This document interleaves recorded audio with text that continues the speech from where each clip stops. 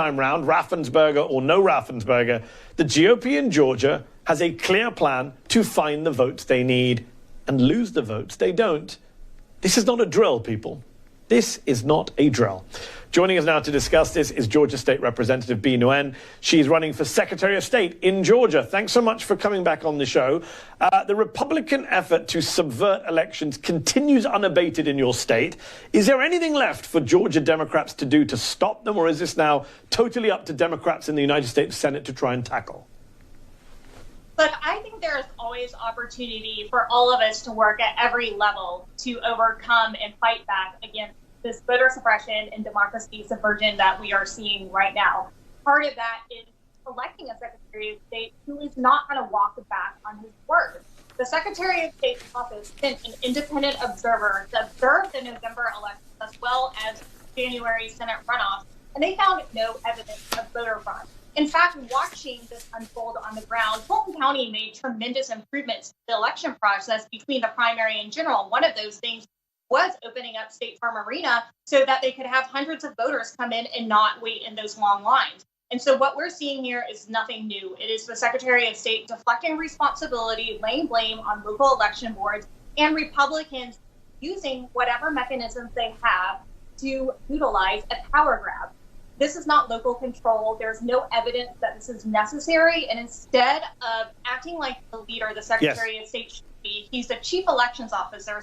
He is now following this rhetoric that is being pushed by Republicans across our state. Back in March, Gabriel Sterling, the chief operating officer in the office of the Georgia Secretary of State, spoke with my colleague Joshua Johnson about the new Georgia voting law and if he felt it could be used to rig the system. Have a listen. So I want to make sure we're clear about that. Your confidence that political appointees in the legislature, the governor, could not use this new law to essentially rig the system, that is impossible under the wording of this new law? I think it would be extremely difficult and unlikely. And if somebody tried it, I got a feeling that Joshua, you and every other journalist in the country would say, what the heck are you doing?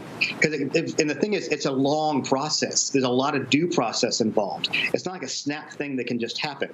But we have years of counties in this state that have made mistakes and really damaged their voters' abilities to vote. How do you respond to that? Look, the reality is they are laying the groundwork for this to happen. And when they passed Senate Bill 202 earlier this year, we understood that there were dangerous provisions as it pertains to making it harder to vote. But we also knew that the state takeover provision was among one of the most dangerous provisions. We have a partisan legislature that's being led by Republicans. Our state board of elections is primarily comprised of Republicans. They can use those power to nominate a superintendent who has the sole discretion to hire or fire anybody and make all the decisions as it pertains to that local election board. And the role of the local election board is incredibly important. The example that I listed before, using State Farm Arena as an early voting location, that was a solution that the local election board came up with. They are the ones who can set early voting locations, early voting hours, and they are the ones who make those decisions to try to figure out how to make it easier and more accessible for voters to vote. And if we are replacing them with a political appointee by a party who has proven to be uninterested in making voting more accessible, we are putting voters in a bad place, and we can't undo that type of damage.